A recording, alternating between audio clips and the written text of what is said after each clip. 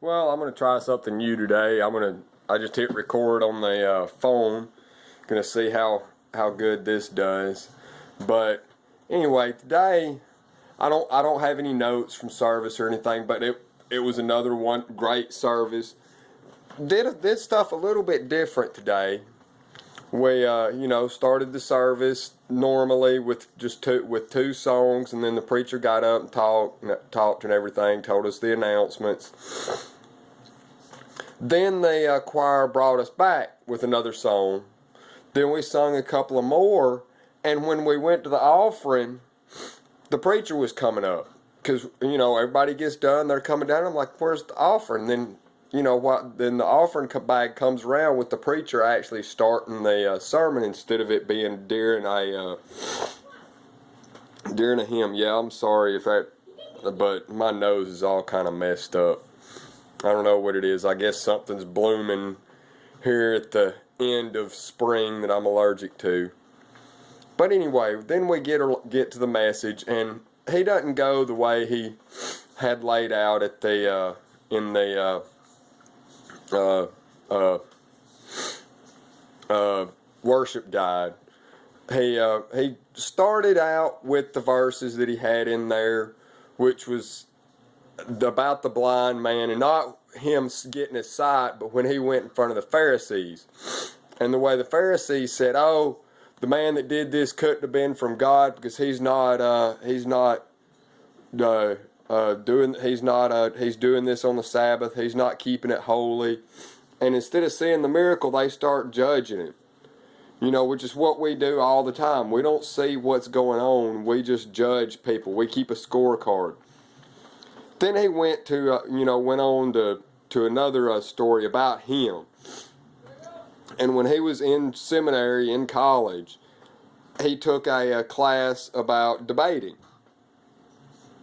That's basically what it was. It was, and it wanted him to go watch a speaker and critique the speaker. He said, of course, it started out real good, but as it went along, it eventually got to where he was actually critiquing him, telling him what he did wrong and everything. And then he was sitting there one day, and the Lord spoke to him and said, "Hey, this ain't what you're supposed to be doing. You don't need to be critiquing people like this. This isn't what I called you for. I didn't call you to critique people.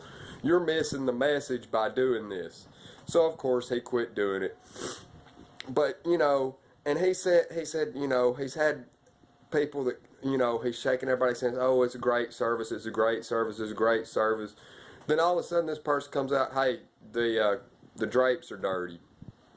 And they were stuck on keeping, what's wrong with the church instead of what's right with the sermon or what's right with everything. And we do that a lot. We look for what's wrong instead of what's right.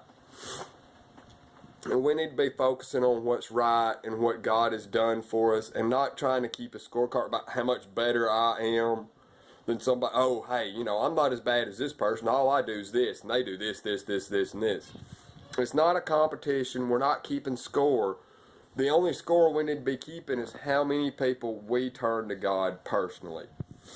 That's the only score we need to be keeping.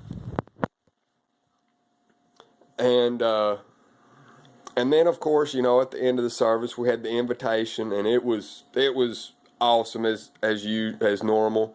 Get a lot of people down front to pray.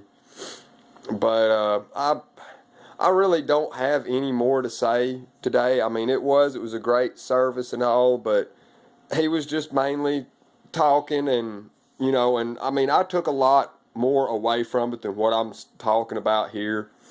But there's some things that, you just can't always express in your own words. And that's why I tell you need to find you a church, because there's things that, yeah, you can get a little bit from what you watch here, but there's nothing like going there and experiencing it, because God does. If it's a good church, God shows up and you will feel it.